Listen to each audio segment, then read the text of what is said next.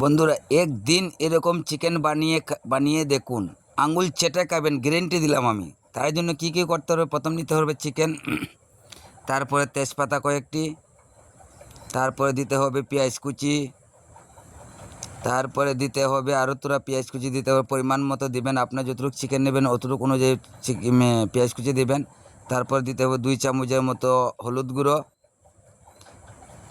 2 চামচ থেকে একটু বেশি আমাদের লাগবে, কারণ আমাদের মুরগিটা একটু বড় সাইজের, প্রায় 2 কিলোর মতো। আপনারা যতটুকু নেবেন। তারপরে দিতে হবে কি জিরের গুঁড়ো পরিমাণ মতো দেবেন। আপনারা যতটুকু চিকেন নেবেন অতটুকু পরিমাণে জিরের গুঁড়ো দেবেন, কারণ আমাদের জিরের গুঁড়ো একটু বেশি দিতে লাগতেছে। তারপরে কি দিতে হবে? ধনিয়ার গুঁড়ো মোটামুটি পরিমাণ মতো দিবেন। খুব অসাধারণ লাগে। এরকম যদি একদিন চিকেন বানিয়ে খেতে পারেন তাহলে 100% গ্যারেন্টি দিয়ে বললাম। তারপরে লঙ্কা গুঁড়ো, আঙুল চেটে খেতেই হবে, মিস নেই। লঙ্কার গুঁড়ো পরিমাণ মতো দিবেন, কারণ আমাদের তো একটু ঝাল বেশি খাই, ঝাল। তারপর দিতে হবে কি রসুন বাটা, পেস্ট করা রসুন আছে, রসুন দিতে হবে। তারপরে দিতে হবে আদা বাটা। তারপরে দিতে হবে কি অল্প পরিমাণ সরষের তেল, মানে পরিমাণ মতো মোটামুটি একটু সরষের তেল দিতে হবে।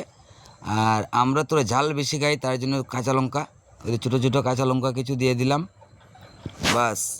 তারপরে কি দিতে হবে? রসুন, রসুন কোয়া দিতে হবে। রসুন ছোটো ছোটো করে চুলিয়ে রসুন দিতে পারে।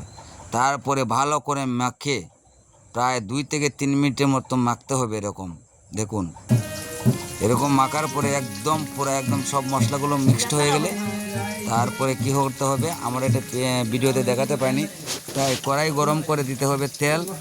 তারপরে দিতে হবে পেঁয়াজ কুচি দেওয়ার পরে নাড়াচাড়া করে ভালো করে যখন ব্রাউন কালার হবে, লাল কালার হবে, তখন মানে চিকেনগুলো দিতে হবে। তাই আমার পেঁয়াজ কুচি যে ভাজাগুলো দেখাতে পারি না, যে কোনো বিশেষ কারণের জন্য, তাই আপনাদেরকে বলে দিচ্ছি। পেঁয়াজ কুচি, তেজপাতা এগুলো দিতে হবে, ভালো করে ব্রাউন কালার হওয়া পর্যন্ত মানে নাড়াচাড়া করে রাখতে হবে। দেখুন, তারপরে এই চিকেনগুলো ঢেলে দিতে হবে কড়াইয়ের মধ্যে। ঢেলে দিয়ে ভালো করে নাড়াচাড়া করে 10 থেকে 15 মিনিটের মতো ঢেকে রাখতে হবে। দেখুন, আমরা পুরোটা দেখাই না, কারণ ভিডিওটা লং হয়ে যাবে, সেই কারণে পুরো ভিডিওটা আপনাকে দেখাতে পারছি না, তবু বলে দিচ্ছি। ভালো করে এরকম নাড়াচাড়া করে বাস সুন্দর করে একদম মিক্স করে, নিচে যে পেঁয়াজগুলো মিক্স করে ঢেকে রাখতে হবে 10 থেকে 15 মিনিট। ঢেকে রাখার পর ঠিক এরকম হবে, দেখছেন কি কালার? হলুদ কালার, একদম ঠিক এরকম হবে। এরকম হওয়ার পরে আবার নাড়াচাড়া করে আবার ঢেকে রাখতে হবে। যতক্ষণ জলগুলো শুকাচ্ছেন ঢেকে রাখা ঠিক এরকম কালার হবে। কালার হওয়ার পরে তারপরে দেবেন জল।